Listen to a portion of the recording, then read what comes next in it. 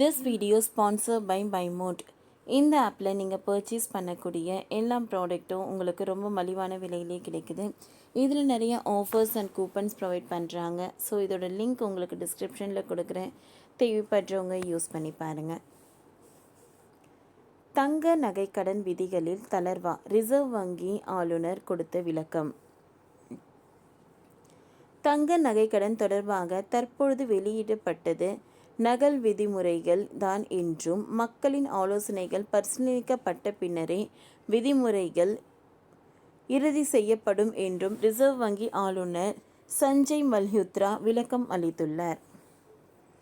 இந்தியாவில் தங்க நகை கடன் வழங்குவதற்கான விதிமுறைகளை ரிசர்வ் வங்கி கடுமையாக்கியது. தங்க நகையின் மதிப்பில் 75% மட்டுமே நகை கடனாக வழங்கப்படும். தங்க நகை கடன் வாங்குவோர் நகைக்கு தான் உரிமையாளர் என்ற ஆதாரத்தை அளிக்க வேண்டும். தங்க நகையின் தூய்மைத்தன்மை குறித்து வங்கியிடம் சான்றிதழ் பெற வேண்டும். அதேபோல நகைகள் இனி 22 கேரட் அல்லது அதற்கு மேல் இருந்தால் மட்டுமே நகை கடன் வழங்கப்படும். தனிநபர்கள் இனி 1 கிலோ வரை மட்டுமே நகை அடகு வைக்க முடியும். அதற்கு உள்ளிட்ட புதிய 9 விதிகளை RBI கொண்டு வந்துள்ளது. இந்த விதிகள் 2026ஆம் ஆண்டு ஜனவரி முதல் அமலுக்கு வரும் என்று சொல்லப்பட்டது. இதற்கு மக்களிடையே கடுமையான எதிர்ப்பு கிளம்பியது. அதேபோல் தமிழக அரசு தரப்பில் மத்திய நிதியமைச்சருக்கு கடிதம் எழுதப்பட்டு அதன் பின் மத்திய நிதியமைச்சகம் தரப்பில் தங்க நகை கடன் விதிகளில் சில தளர்வுகளை அளிக்க பரிந்துரை செய்தது. குறிப்பாக 2 லட்சம் வரையிலான நகை கடன்களுக்கு இந்த விதிகளில் இருந்து விலக்கு அளிக்கலாம் என்று பரிந்துரைக்கப்பட்டது. இதனால் சிறு கடன் வாங்குவோர் அவசர கடன் வாங்குவோருக்கு விரைவில் கடன் கிடைக்கும் என்று பார்க்கப்படும்.